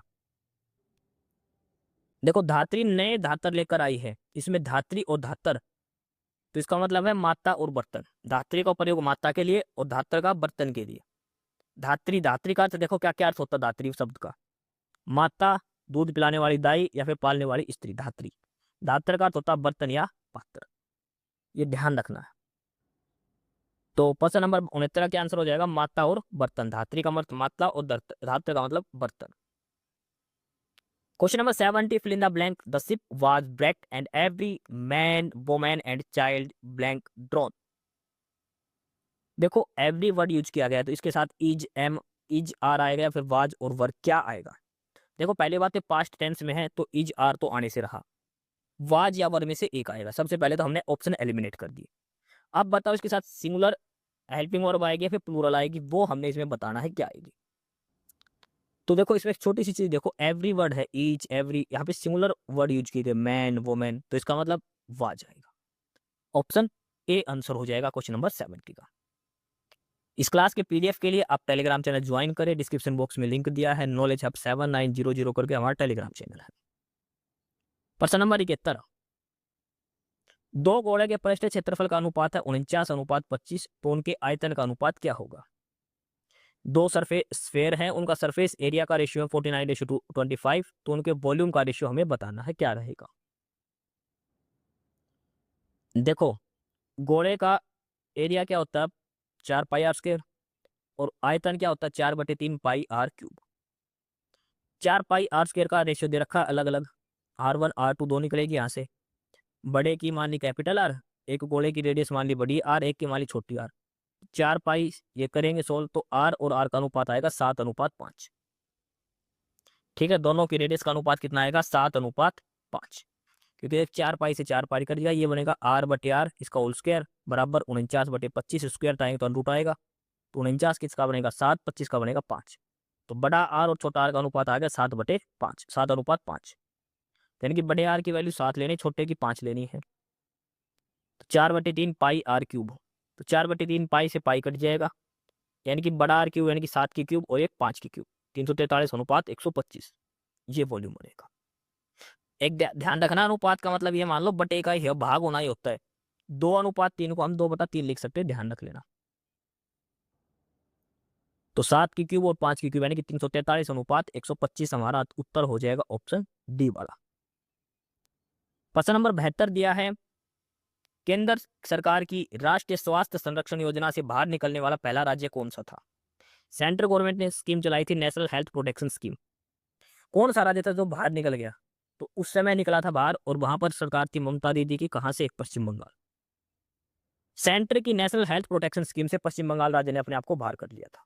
ऑप्शन ए उत्तर होगा। प्रश्न नंबर 73 है कि निम्न मिश्र वाक्य नहीं है, 4 वाक्य हैं, 3 वाक्य मिश्रित वाक्य, एक नहीं है, वो बताना मिश्र वाक्य कौन सा नहीं है। जब वह आएगा तब मैं जाऊंगा, विद्वान जहां जहां जाते हैं उनकी पूजा होती है, जिन्हें स्वयं पर विश्वास होता है वे आत्मविश्वासी कहलाते हैं। देखो इसमें कोई भी नहीं जोड़ रखा, सिर्फ कॉमा वगैरह लगा रखे, सीधे सेंटेंस है। ये देखो और से जुड़ा हुआ है, ये संयुक्त वाक्य है। ऑप्शन सी जो दिया है ये संयुक्त वाक्य है। तीसरे नंबर पर सुबह होती है और पक्षी चहकने लगते हैं, ये संयुक्त वाक्य है। बाकी पहला, दूसरा और चौथा ये मिश्र वाक्य है। ऑप्शन सी उत्तर आएगा जो मिश्र वाक्य नहीं है। सवाल नंबर 74 देखो, एक बैग में 2 रुपए, 5 रुपए और 10 रुपए के सिक्के हैं, टोटल 300 रुपए बन गए, और 2 रुपए के इनका अनुपात दे रखा 1:2:3 में, तो टोटल कितना रुपए बने। सिक्के हैं टोटल 300। देखो एक तो सिक्का है 2 रुपए का, एक सिक्का है 5 रुपए का, और एक है 10 का। किस किस रेशियो में है, ये तो एक सिक्का है, ये 2 सिक्के हैं, ये 3, 1:2:3 में दे रखे हैं। तो 2 रुपए का एक सिक्का कितने रुपए बन गए, 2 रुपए बन गए। 5 रुपए के 2 सिक्के 10 रुपए बनेंगे, और 10 रुपए के 3 30 रुपए बनेंगे। लेकिन इसने कहा है कि टोटल कितने सिक्के हैं, 300 सिक्के हैं। ये हमारे पास है कितने, मात्र 3 और 2 5 और 1 6, यानी कि 6x की वैल्यू दे रखी है 300। तो इसको ऐसे सोल्व करो, मैं बताऊं। देखो इसको सोल्व करने का तरीका सबसे सही क्या है, ये मान लो पहले सिक्के थे x/2x/3, इनका अनुपात में x लगा दिया, टोटल कितने सिक्के हो गए, 3 और 2 5 और 1 6x। लेकिन देख किसके बराबर रखे हैं 300, तो x की वैल्यू कितनी हो जाएगी 300/6, कितनी हो गई x की वैल्यू 50। x की वैल्यू 50 यहाँ पे रखेंगे तो 2 रुपए कितने सिक्के आएंगे 50, ये 50 दूनी 100, और 50 दिया 150।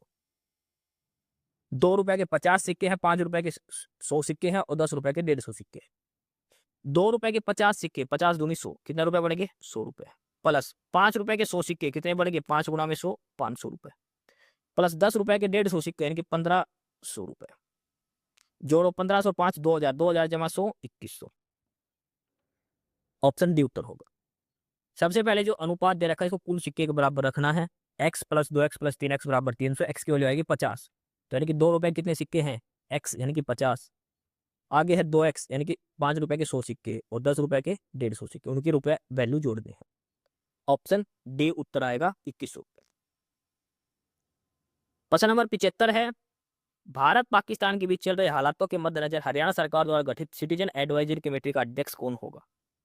देखो ऑपरेशन सिंदूर वगैरह के टाइम की बात है, जब भारत पाकिस्तान के बीच विवाद हो रहा था तो हरियाणा सरकार ने एक कमेटी बनाई थी, सिटीजन एडवाइजरी कमेटी, लोगों को एडवाइस जारी करने के लिए। तो उसका अध्यक्ष कौन बनाया था? तो उसका अध्यक्ष बनाया था chief secretary of Haryana, Anurag Rastogi. Option C उत्तर आ जाएगा। चीफ सेक्रेटरी हरियाणा उस समय इसके हेड बने थे। प्रश्न नंबर 76 है, ये अलग अलग जनजातियां हैं और इनका हमें मिलान करना है, कौन सी जनजाति किस राज्य की है? भील जनजाति, तो भील जनजाति पाई जाती है राजस्थान के अंदर, भील जनजाति है राजस्थान के अंदर। संथाल, संथाल देखो हमारी राष्ट्रपति जो है द्रौपदी मुर्मू जी, जो हमारी राष्ट्रपति है, वो भी संथाल कम्युनिटी के लिए आती है, एसटी है, संथाल कम्युनिटी एसटी जाति से है। ये है झारखंड उड़ीसा की तरफ से। तो संथाल कहाँ पाई जाती है? झारखंड के अंदर पाई जाती है, ठीक है। लेप्चा, लेप्चा पाई जाती है सिक्किम के अंदर, और राज्य बच गई ये मिलेगी उत्तराखंड के अंदर। यानी कि भील मिलेगी राजस्थान, संथाल मिलेगी झारखंड, राज्य मिलेगी उत्तराखंड और लेप्चा मिलेगी सिक्किम। 4 3 2 1 ऑप्शन बी उत्तर हो जाएगा। मोस्ट इंपोर्टेंट पर्सन है। चारों जनजातियां मिला रखी, कौन सी जनजाति किस राज्य से संबंधित है? ऑप्शन बी उत्तर होगा प्रश्न नंबर 76 का। प्रश्न नंबर 77 देखो कि हरियाणा की पहली महिला मुक्केबाज जिसने कॉमनवेल्थ गेम में गोल्ड मेडल जीता था, कॉमनवेल्थ गेम में फीमेल रेसलर जिसने गोल्ड मेडल जीता था, और वो जीता था गीता फोगाट। ऑप्शन बी उत्तर होगा प्रश्न नंबर 77 का। 2010 के जो दिल्ली में कॉमनवेल्थ गेम हुए थे उसकी बात है, ऑप्शन बी गीता फोगाट। प्रश्न नंबर 78 है, ये सीटिंग अरेंजमेंट का प्रश्न है। इसमें इसमें है कि 5 दोस्त एक लाइन में दक्षिण की ओर मुंह करके बैठे हैं। मोहन जो है वो बाबू और राजू के बीच में है। राजू प्रतीक के ठीक दाईं ओर है। अमित बाबू के दाईं ओर है। तो बताए सबसे राइट में कौन है? 5 लोग बैठे हैं ये ऐसे, ठीक है। उसमें है कि मोहन है वो बाबू और राजू के बीच में है। बाबू और राजू के बीच में है मोहन। राजू है वो इमीडिएट राइट ऑफ प्रतीक, प्रतीक के एकदम राइट में बैठा है। तो प्रतीक के एकदम राइट में बैठा है कौन? बाबू, यानी कि इधर प्रतीक आएगा, प्रतीक के एकदम राइट में बाबू बैठा, बाबू और राजू के बीच में बैठा Mohan. Amit is right to Babu, Babu के राइट में अमित है, तो अमित इधर लास्ट में बैठेगा। तो who is the extreme right? एकदम एक्सट्रीम राइट में कौन बैठा है? तो ये बैठेगा अमित। देखो इसमें है ना, ध्यान से देखो एक बार शुरू से, इसमें दिया है कि मोहन है वो बाबू और राजू के बीच में, तो मतलब ये बाबू है, इधर राजू है, इसके बीच में बैठ गया मोहन। उसके बाद है Raju is immediate right to Prateek, Prateek के एकदम इमीडिएट में राजू बैठा है। तो अब देखो इधर तो प्रतीक के इमीडिएट में राजू आ नहीं सकता, तो इसका मतलब क्या बैठेगा? राजू और बाबू के बीच में बैठा है मोहन, और ये प्रतीक के एकदम राइट साइड बैठा है राजू, ठीक है। Amit is right to Babu, Babu के राइट में कौन बैठा है? अमित बैठा है। ये ऐसे भी बनेगा। तो हमसे पूछा एकदम एक्सट्रीम राइट पे कौन बैठा है, तो बैठा है अमित। ऑप्शन बी इसका आंसर हो जाएगा। क्वेश्चन नंबर 79, क्वेश्चन नंबर 79 है कि राम एक काम 5 दिन में करता, हरी 6 दिन में, दोनों मिलकर काम कितने दिन में करेंगे? देखो एक करता है 5 में, दूसरा करता है 6 में, टोटल काम कितना आ गया? इनका एलसीएम 30। इसकी क्षमता 6, इसकी 5, टोटल काम 30, टोटल क्षमता 6 और 5 11, 30/11। ऑप्शन डी उत्तर हो जाए। प्रश्न नंबर 80 दिया है, हरियाणा के किस जिले में सरकारी कॉलेज ने राज्य में एमबीए पाठ्यक्रम शुरू करने वाला पहला सरकारी कॉलेज बनने का गौरव प्राप्त किया है? पहला गवर्नमेंट कॉलेज हरियाणा का कौन सा है जो एमबीए प्रोग्राम करवा रहा है? हरियाणा में पंचकुला जिले में सेक्टर 1 में स्थित government post graduate college sector 1 Panchkula में एमबीए कोर्स करने वाला राज्य का पहला सरकारी कॉलेज होने का गौरव प्राप्त किया है। पहला गवर्नमेंट कॉलेज जहां पर एमबीए करवाई जाएगी वो है सेक्टर 1 पंचकुला के अंदर। तो प्रश्न नंबर 80 का क्या उत्तर हो जाएगा? Option D Panchkula. प्रश्न नंबर 81 है कि जर्मन सिल्वर में सिल्वर कितना होता है?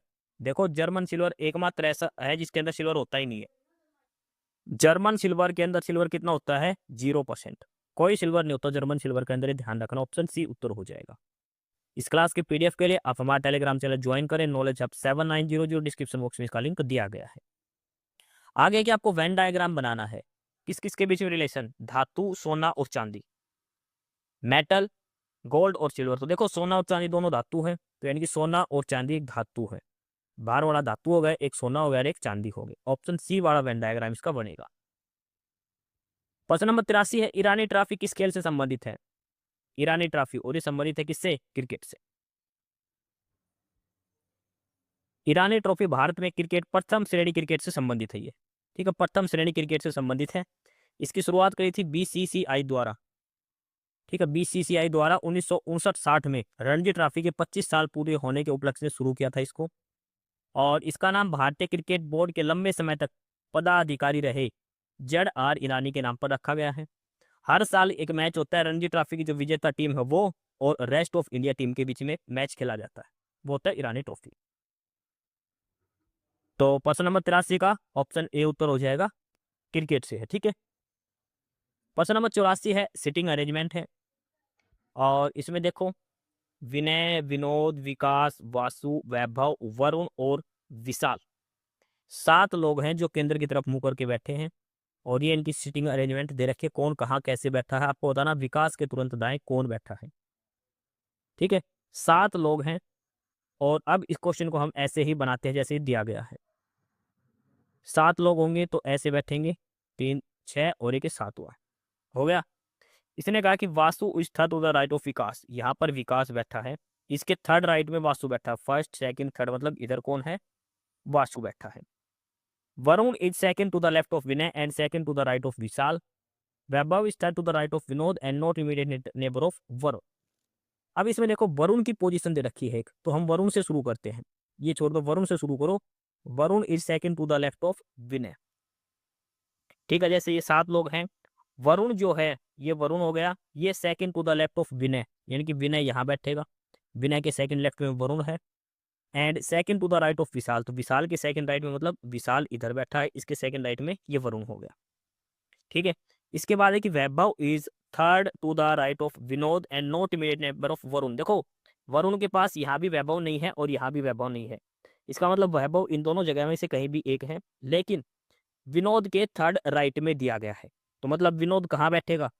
विनोद यहाँ आएगा, विनोद का third right, first second third, यहाँ पे कौन बैठेगा? वैभव बैठेगा। विनोद का थर्ड राइट वैभव, ये विनोद हो गया इधर और इसका थर्ड राइट में ये हो गया Vaibhav. Vasu is third to the right of Vikas, यानी कि विकास और वासु के बीच में 3 का गैप है, तो ये विकास और विकास का थर्ड राइट में यहाँ पर वासु बैठेगा। ये ऐसी सीटिंग अरेंजमेंट बनेगी सारी की सारी। इसने पूछा है कि इमीडिएट राइट ऑफ विकास, विकास के इमीडिएट राइट में कौन होता है? विकास है, विकास के इमीडिएट राइट में कौन है? वैभव बैठा है। ऑप्शन सी उत्तर हो जाएगा। आपको थोड़ा सा आराम से बनाना है, तसल्ली से बनाना है, ध्यान से बनाना है, पूरा डायग्राम आपका आसानी से बन जाएगा। प्रश्न नंबर 85 है कि निम्नलिखित सुल्तानों में से किसने सबसे अधिक समय तक शासन किया था? सबसे अधिक समय तक दिल्ली पर शासन किस सुल्तान ने किया था वो बताना है। तो ये 2-4 ऑप्शन दे रखे, उसमें है बहलोल लोधी। बहलोल लोधी ने लगभग 38 साल तक दिल्ली पर शासन किया, 1451 से 1489 तक। देखो बहलोल लोधी 1451 से 1489 तक, ठीक है, 38 साल। मोहम्मद बिन तुगलक 26 साल किया, 1325 से 1351। बलबन ने करा था 21 साल, 1266 से लेकर 1287 तक। और अलाउद्दीन खिलजी ने करा था 20 साल, 1296 से लेकर 1316 तक। इन्हें पूछता सबसे पहले, तो सबसे पहले बलबन आया था, फिर खिलजी आया था, फिर मोहम्मद बिन तुगलक और फिर लोधी आया था। तो इसमें पूछे सबसे ज्यादा टाइम तक किसने दिल्ली पर शासन करा था, तो था बहलोल लोधी, जिसने लोधी वंश की स्थापना करी थी, बहलोल लोधी। प्रश्न नंबर 86 देखो, ये स्टेटमेंट और कंक्लूजन और क्वेश्चन है और इसमें दिया है कि नो बास्केट इज ट्रॉली, कोई भी बास्केट है वो ट्रॉली नहीं है। ये बास्केट है और ये ट्रॉली है, इनके बीच में नेगेटिव रिलेशन दिया है। नो ट्रॉली इज की सूटकेस, कोई भी ट्रॉली सूटकेस नहीं है, इनके बीच में भी नेगेटिव रिलेशन दिया गया है। अब है कि कुछ बास्केट हैं वो सूटकेस हो सकती है। देखो बास्केट से सूटकेस हो सकती है, कोई रिलेशन नहीं है, लेकिन पॉसिबिलिटी का केस हमेशा सही होता है। अगर कोई डायरेक्ट रिलेशन नहीं दिया है तो पॉसिबिलिटी सही होगी। Some suitcase are basket, some suitcase are basket, देखो ये इसकी कोई नहीं बता सकते, लेकिन पहले वाला पॉसिबिलिटी सही है। ओनली कंक्लूजन वन फॉलोज, क्योंकि पॉसिबिलिटी है वो हमेशा सही होती है। ऑप्शन बी आंसर हो जाएगा। प्रश्न नंबर 87 दिया है, इसमें है कि अर्जुन का जन्म 1 जनवरी 2007 यानी कि सोमवार को हुआ, तो 1 जनवरी 2008 को कौन सा दिन होगा? तो सीधी सी बात है, 2007 लीप ईयर है, नहीं है, तो सीधा एक दिन आगे बढ़ जाएगा। सोमवार है तो अगले साल 1 जनवरी को कौन सा दिन होगा? मंगलवार। एक दिन ऐड हो जाता है और लीप ईयर में 2 दिन ऐड होते हैं। लीप ईयर वो होता है जो 4 से पूरा पूरा भाग हो जाए। तो ऑप्शन सी उत्तर हो जाएगा मंगलवार। क्वेश्चन नंबर 88 है और इसमें क्वेश्चन नंबर 88 में सब्जेक्ट वर्ब रिलेटेड एरर, आपको एरर ढूंढना है। 15 miles is a long distance to walk, बिल्कुल सही है, वर्ब सही यूज कर रखे। 15 माइल्स एक सिंगल यूनिट है 15 मील, तो ये सही है। Neither the coach nor the player want to use, ये भी देखो प्लेयर्स प्लूरल है तो यहाँ पे एस या एस नहीं आएगा, तो ये भी सही है। Some of the information is correct, some of the information is singular है, ये भी सही है। Each of the selected students have नहीं आएगा, यहाँ पर है जाएगा, ऑप्शन डी में एरर है। ऑप्शन डी वाले सेंटेंस में एरर क्योंकि यहाँ पे ईच दिया है, ईच या एवरी, उसके साथ हमेशा सिंगुलर हेल्पिंग वर्ब आएगी, तो यहाँ पे हैव की जगह क्या आएगा, है जाएगा। ऑप्शन डी के अंदर एरर दिया गया है। क्वेश्चन नंबर 89 है, अशुद्ध शब्द बताए। देखो स्वादिष्ट सही है, ऐच्छिक सही है, कवित्री सही, वैतनिक, वैतनिक के ऊपर 2 मात्रा आएगी, वैतनिक। ऑप्शन बी वाला गलत दिया गया है, वै के ऊपर 2 मात्रा आएगी। अगला है कि महाभारत काल में महानदी का क्या नाम था। महाभारत काल में महानदी का क्या नाम था, ये बताना है। तो देखो महाभारत काल यानी कि द्वापर युग में महानदी का नाम था चित्रोत्पला, चित्रोत्पला या फिर चित्रपाल कहा कहते थे महानदी को। इसके पुराणों के अलावा इसे सतयुग में नीलोत्पला कहा गया, महाभारत काल में इसे महानद कहा गया, और शिष्य महानद के नाम पर महानदी कहा गया है इसको। तो ये पूछा महाभारत काल में क्या नाम था, चित्रोत्पला इसका नाम था। सतयुग में इसको नीलोत्पला कहते थे, यानी कि वायु पुराण के अनुसार, ठीक है। और द्वापर युग इसको चित्रोत्पला, स्कंद पुराण और मत्स्य पुराण में भी यही कहा गया है, ठीक है। ये सारी चीजें ध्यान रखनी है। और कली युग में इसको महानदी या महाश्वेता कहा गया है। तो देखो इसमें चारों ही ऑप्शन गलत दिए हैं, चित्रोत्पला इसका उत्तर आएगा, चित्रोत्पला, चारों ही ऑप्शन इसके गलत दिए गए हैं, क्वेश्चन का ध्यान रखना। क्वेश्चन नंबर 91 है और ये एक्टिव वॉइस है, इसकी पेशिव वॉइस हमने बनानी है। Kindly do not smoke in the public place. देखो प्रेजेंट इंडेफिनेट है, ठीक है, तो इसमें आएगा यू आर। देखो प्रेजेंट इंडेफिनेट का प्रेजेंट कॉन्टिन्यूअस की हेल्पिंग वर्ब लगेगी, you are requested not to smoke in public place. Option C answer हो जाएगा, you are requested not to smoke in the public place. Option C answer हो जाएगा। इस class के PDF के लिए आप हमारा टेलीग्राम चैनल ज्वाइन करें, नॉलेज हब 790, जो डिस्क्रिप्शन बॉक्स में लिंक दिया है। काफी सारी पीडीएफ, काफी सारा स्टडी मेथड आपको नॉलेज हब टेलीग्राम चैनल पर मिलेगा। क्वेश्चन नंबर 92 देखो, साइंस का क्वेश्चन है। सर्दियों में झील की ऊपरी सतह जम जाने पर भी जलीय जीव जीवित रहते क्यों। भाई सर्दी होती है तो पानी के ऊपर बर्फ जम जाती है, लेकिन नीचे मछली वगैरह होती है, वो जिंदा कैसे रहती है। तो देखो पानी का मैक्सिमम डेंसिटी होती है 4 डिग्री पर, तो मतलब 4 डिग्री ऊपर ऊपर बर्फ जम जाती है, नीचे बर्फ नहीं जम पाती, ठीक है। जो मैक्सिमम 4 डिग्री डेंसिटी है, ऊपर बर्फ जम गई, उसके नीचे 4 डिग्री डेंसिटी होती है मैक्सिमम घनत्व, उसके बाद नीचे पानी रहता है, बर्फ नहीं जमती। पानी का घनत्व 4 डिग्री पर अधिक है, इसलिए बर्फ के नीचे पानी रहता है। ऑप्शन डी आंसर हो जाएगा क्वेश्चन नंबर 92 का। पानी में नीचे बर्फ नहीं जमती, सिर्फ ऊपर ऊपर बर्फ रहती है। क्वेश्चन नंबर 93 दिया है, किस शब्द में आहट प्रत्यय लगाकर नया शब्द बनेगा। आहट प्रत्यय लगता है हमेशा पीछे, ऊंचा आहट भी कुछ नहीं होता, बूढ़ा आहट भी नहीं होता, भला आहट भी नहीं, लेकिन गर्माहट होता है, गर्माहट ये शब्द होता है, बाकी और कोई शब्द नहीं होता इनमें से। तो ऑप्शन ए है, गरम, गरम के साथ हम आहट प्रत्यय लगाकर गर्माहट शब्द बनाएंगे, ठीक है। 94 दिया है कि यदि पश्चिम दिशा दक्षिण हो जाए तो उत्तर दिशा क्या होगी। तो देखो पश्चिम बन गई दक्षिण, तो उत्तर क्या हो जाएगी, पूर्व। सीधी सी बात, उल्टा घूम जाएंगे सारे। कैसे, देखो हमने डायग्राम बनाई, ये नॉर्थ, ये साउथ, ये वेस्ट, ये ईस्ट। पश्चिम दिशा साउथ हो गई, वेस्ट डायरेक्शन हो गई साउथ, एंटी क्लॉकवाइज घूम गया, तो नॉर्थ डायरेक्शन क्या होगी, अच्छा सॉरी, नॉर्थ डायरेक्शन किधर आ जाएगी फिर वेस्ट में, नॉर्थ क्या हो जाएगी, पश्चिम हो जाएगी। ऑप्शन सी उत्तर आएगा भाई इसका। पश्चिम दिशा घूम के साउथ बन गई, तो नॉर्थ वाले भी घूम के इधर आ जाएगी, नॉर्थ वाले क्या बनेगी, वेस्ट बनेगी। ऑप्शन सी उत्तर हो जाएगा। ऑप्शन सी, नॉर्थ डायरेक्शन क्या हो जाएगी फिर, पश्चिम दिशा बन जाएगी। ऑप्शन सी उत्तर होगा प्रश्न नंबर 94 का। सवाल नंबर 95 दिया है, 10,200 का 8% वार्षिक दर से अर्धवार्षिक चक्रवृद्धि ब्याज 1.5 साल में कितना हो, कि परिपक्व राशि कितनी होगी, अमाउंट बताना है। 1.5 साल टाइम दिया, 8% दर दिया, लेकिन अर्धवार्षिक दिया। देखो अर्धवार्षिक देखते दर आधी हो जाएगी, 8/2, यानी कि दर कितनी हो गई, 4। समय दुगुना हो जाएगा, 1.5 का दुगुना कितना हो गया, 3 साल। अब हमारा सवाल बन गया, दर लेनी है 4% और समय लेना है 3 साल, और 10,200 की अमाउंट निकालनी है, मिश्र धन निकालना है, ठीक है। एक तो सीधा ही फार्मूला है P × A + 1/r⁻T, ठीक है, 1 + r⁻T। दूसरा फार्मूला वो तो है अमाउंट निकालने का, सीधा सीधा। दूसरा आप ये ट्री मेथड से भी निकाल सकते हैं।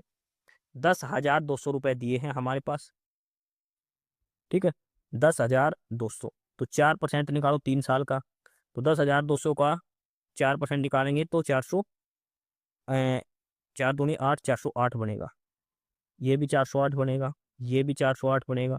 फिर इसका 4% निकालो, ठीक है, फिर इसका भी 4, फिर इसका फिर 4, ये सारे जुड़ के और इसको 10,200 में हमने जोड़ देना, वो हमारा उत्तर हो जाएगा।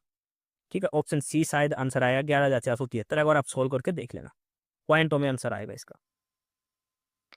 सवाल नंबर 96 देखो, इसमें दिया है कि 45% और 60% एल्कोहल वाले घोल को 2:3 में मिलाया गया। देखो 45% का एक एल्कोहल था, एक 60% का, इसका 2 यूनिट लिया गया, इसका 3, इनको मिला दिया। अब इस घोल का 72% एल्कोहल वाले घोल के साथ किस अनुपात में मिलाए कि जो लास्ट में घोल बनेगा 66% का बने, ये बताना है।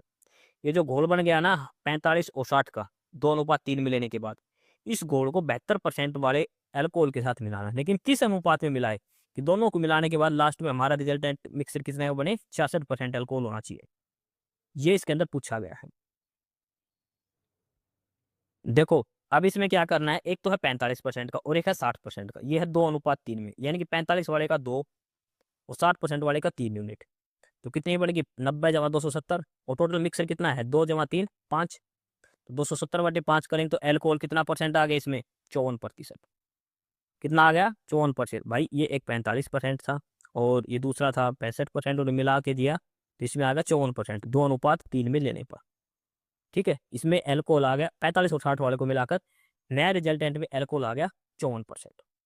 अब इसे फिर से एलिगेशन लगा दो, ठीक है, 54% और दूसरा है 72%, हमें रिजल्टेंट चाहिए 66%।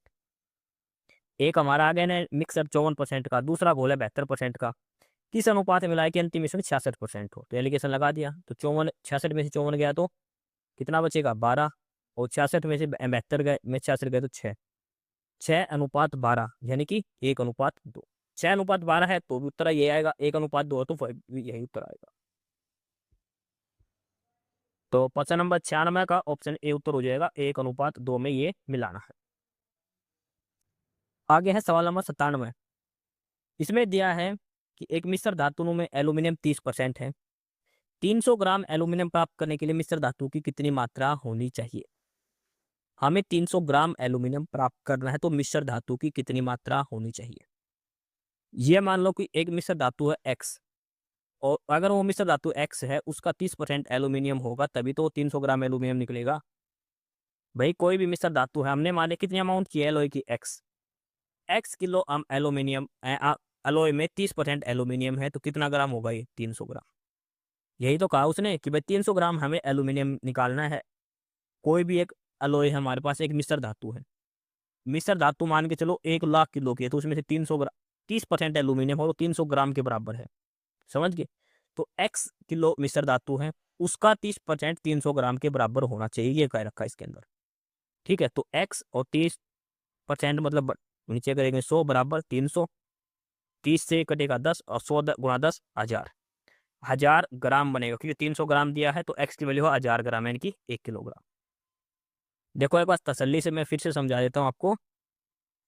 भाई इसने कहा है कि हमें एक मिश्र धातु कितने किलो की ले, x किलो की ले, ताकि उसमें 30% एल्यूमिनियम है, और उस मिश्र धातु का 30% किसके बराबर होगा एल्यूमिनियम 300 ग्राम के बराबर, यानी कि x का 30% 300 ग्राम है, तो x की वैल्यू कितनी आएगी, परसेंट आएंगे तो नीचे 100 और एक आर पार गुणा करेंगे 100 ऊपर आ जाएगा और ये 30 नीचे आ जाएगा, 30 से 10 पे कट जाएगा, 10 गुणा 100 1000, 1000 ग्राम बनेगा, और 1000 ग्राम किसके बराबर होता है 1 किलोग्राम के। ऑप्शन सी उत्तर हो जाएगा इसका। ठीक है, सवाल नंबर 98 का 97 का सॉरी, सवाल नंबर 98 दिया है, समुद्री वातावरण में मुख्य प्राथमिक उत्पादक कौन से होते हैं। The main primary producers in the marine environment are. तो यह कि समुद्री पर्यावरण में प्राथमिक उत्पादक होते हैं फ्लाइटोप्लांक्टन, फाइटोप्लांक्टन्स, जो पानी की सतह पर तैरते हैं और प्रकाश संश्लेषण से भोजन बनाते हैं।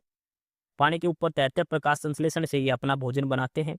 समुद्र की खाद्य श्रृंखला की शुरुआत इन्हीं से होती है। ठीक है, समुद्र के ऊपर ऊपर तैरते हैं ये, यहीं से समुद्र की खाद्य श्रृंखला की शुरुआत होती है। तो प्रश्न नंबर 98 का ऑप्शन ए आंसर हो जाएगा, फाइटोप्लैंक्टन्स होते हैं प्राथमिक उत्पादक। 99 है the art of producing beautiful hand writing, सुंदर हस्तलेख आर्ट, उसको क्या बोलते हैं? कैलीग्राफी। सुंदर लिखाई करना कैलीग्राफी इसको कहा जाता है। आखिरी प्रश्न है, करनाल के पास किस स्थान पर दुर्योधन ने स्वयं को पाराशर ताल में छिपाया जहां कृष्ण के उपास के बाद वह युद्ध के लिए बाहर आया था? महाभारत के समय की बात है, दुर्योधन एक तालाब में छुप गया था। कहां पर है ये? बहलोलपुर। कहां पर है ये? बहलोलपुर। ऑप्शन बी उत्तर हो जाएगा। तो ये हमारा प्रैक्टिस सेट नंबर 17 था हरियाणा ग्रुप डी के लिए। 100% इसमें हमने करे हैं और लगभग सभी क्वेश्चन का डिटेल में सॉल्यूशन आपको रिटर्न में प्रोवाइड करवाया है। इस क्लास की पीडीएफ के लिए आप हमारा टेलीग्राम चैनल ज्वाइन करें, नॉलेज हब 7900, डिस्क्रिप्शन बॉक्स में इसका लिंक दिया है। काफ़ी सारी पीडीएफ, काफ़ी सारा स्टडी मटेरियल आपको नॉलेज हब टेलीग्राम चैनल पर दिया जाएगा। तो चलिए, प्रैक्टिस सेट नंबर 17 पूरा हुआ। अगली क्लास में प्रैक्टिस सेट नंबर 18 के साथ मिलते हैं। एस्पिरेंट्स, यही था आज की इस वीडियो में आपके लिए, ठीक है। और बाकी अगर कुछ नहीं समझ में आया या कुछ पूछना हो या फिर किसी स्पेसिफिक टॉपिक पे पूछना हो, वीडियो बनवानी हो, तो आप कमेंट बॉक्स में कमेंट कर सकते हैं, ठीक है। बाकी आप हमारा चैनल नॉलेज हब को सब्सक्राइब जरूर करें, अपने फ्रेंड्स को रिकमेंड करें और वीडियो को लाइक करें, शेयर करिए, जुड़े रहिए हमारे साथ। मिलते रहेंगे आपके साथ रोज़ रोज़ नए कंटेंट के साथ, नई अपडेट्स के साथ, ठीक है। और चैनल को शेयर जरूर करें अपने फ्रेंड्स के साथ। एक बार फिर से जो एस्पिरेंट्स, जो कैंडिडेट्स नए हैं, वो चैनल को सब्सक्राइब जरूर करें अपने चैनल नॉलेज हब, ठीक है। मिलते हैं नई अपडेट्स के साथ, तब तक के लिए बाय।